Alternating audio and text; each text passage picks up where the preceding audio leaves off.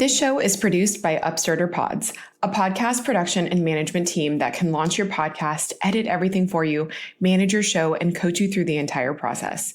I consider them my arms and legs of the podcast so I can use my biggest strength, my voice. If you want to launch a podcast or need help managing your own, go to upstarterpods.com or head to upstarterpods on Instagram to set up a free call with Chase to see if it's the right thing for you. Welcome to the Mindset Mile podcast, the show that'll leave you empowered to take action towards becoming the turned up version of your already awesome self. I'm your host, Aisha Zaza, and I'm so glad you're here. Let's go. Hey fam, and welcome back to the show. If you follow me on Instagram, then in the last couple weeks, you've probably seen a couple of exciting announcements I've shared. But in case we're not connected there or you don't have Instagram, I won't keep you in the dark, don't worry. So for one, our family is expecting our newest addition in November.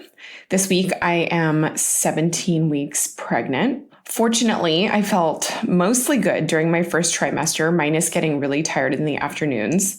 And I also have the worst pregnancy insomnia again, like last time.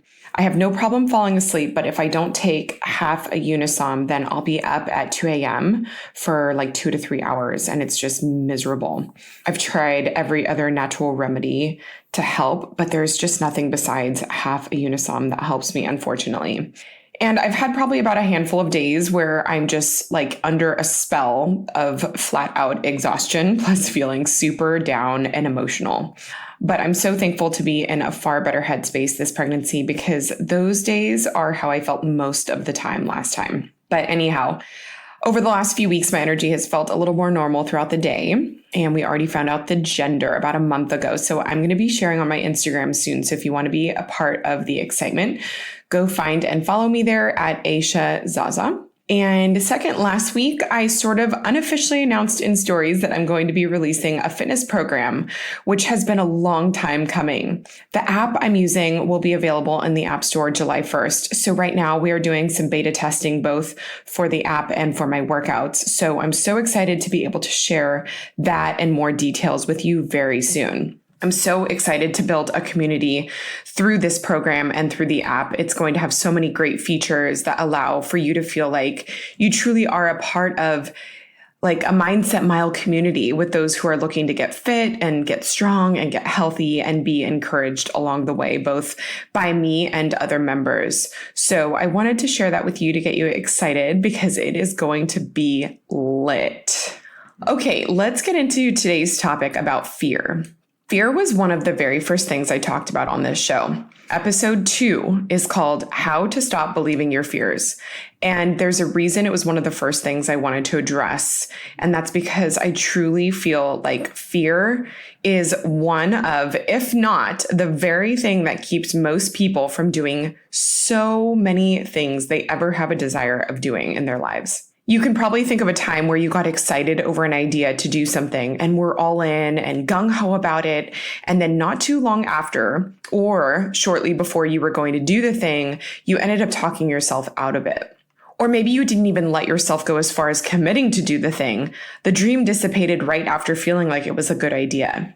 And that's because dreaming about something bigger or better than what we have or who we currently are takes doing things we've never done before. And our brains hate uncertainty. Fear hates uncertainty.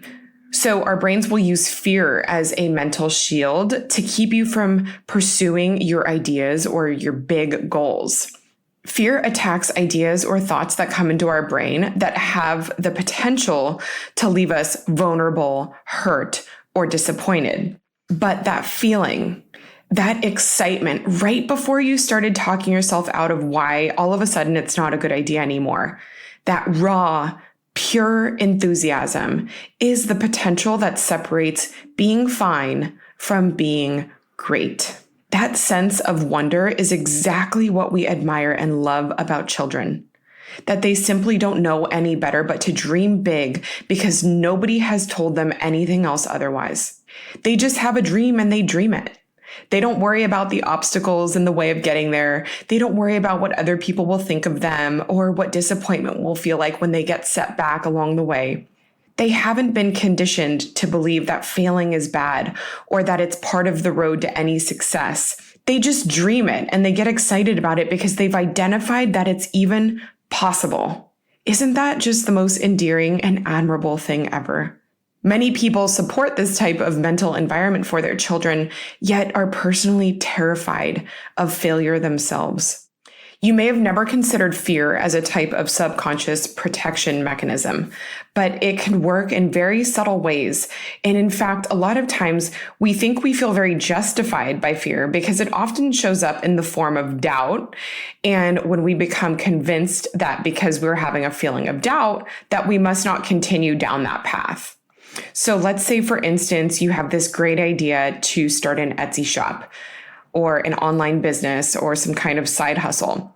You get super excited about the idea because it's probably something you're passionate about and you see it as a way to use your creativity or do work that is more aligned with your purpose than what you do for your job full-time.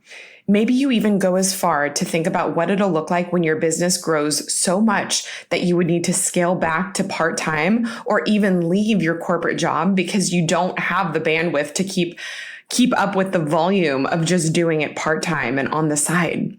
How exciting, right? You think about not having to be at a desk by a certain time. You think about being able to pick up your kids from school. You think about how rewarding it's going to be when people love your product and are leaving great reviews. And then after talking to some people about your idea, they do what they think is their job to play devil's advocate and remind you of some of the what ifs that you may not have thought about. Hey, really quick. As an avid runner, I'm always looking for running gear that meets the functional and stylish mark, which is why I don't wear any other running glasses besides Gooder. Gooder frames are so lightweight but snug.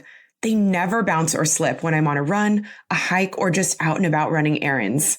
I've been loving the Mach G aviators and OG styles as of late, but at $25 a pop, I keep a pair in my car, in my purse, and on the console table with my keys, so I'm never without some good eye protection. All Gooder Sunnies are 100% UV protective and polarized. They're seriously the best, and you need a pair. Use code MindsetMile to get 15% off your order. And when you order 2 or anything over $50, you'll also get free shipping. Check them out at gooder.com. That's GOODR.com and get 15% off when you use code MindsetMile. Someone very close to you may even be the first person to plant a seed of doubt where now all of a sudden you're thinking, quote unquote, realistically. Well, what if you end up investing a bunch of time or some money up front to get your business off the ground and it doesn't take off after 6 months? What if you don't have the time or make the time you thought you would? What if it doesn't work out? How will you explain to people why you stopped working your business? And what will they think of you? All of a sudden, you start future tripping on scenarios that haven't even happened yet, and you're worried about the people who were betting you'd fail. Well, I've got news for you. Someone is always silently betting you fail because it's much easier to watch someone fall than it is to level up to where you actually want to be. So just remember that that's coming from an insecurity of their own. That's their own scarcity mindset and wishing they had the courage to step out of their comfort zone. But see, our reason sometimes for why we don't take action is because we believe we're thinking logically about the outcome of stepping out of our comfort zone. Yes, all of those things are a possibility, but they are not the only possibility. But if not now, then when will you start believing the positive possibilities instead of betting on the negative ones? Nothing will change about the way you handle fear unless you start to act alongside of it. It's never going to go away, but you will build courage every time you decide to take action anyways, which is you taking your power back from fear. With risk comes reward, and it may take a few times before you land on the thing that clicks, but taking steps in the direction of your purpose and passions is what makes life so rich. And think of any fails along the way as you weeding out what didn't work. or what wasn't right for you.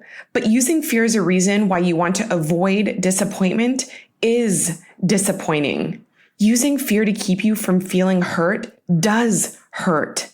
Because throughout life and at the end of your life, the things you'll regret doing are the things you never did.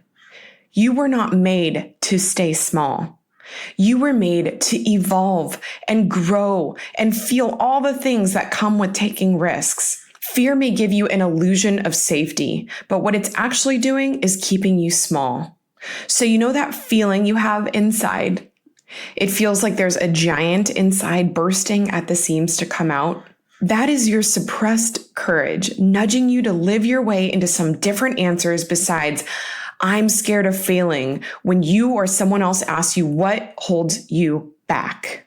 It's time to start living large, my friend, because you were made for greatness. I'll see you next week, and until then, make it a great day.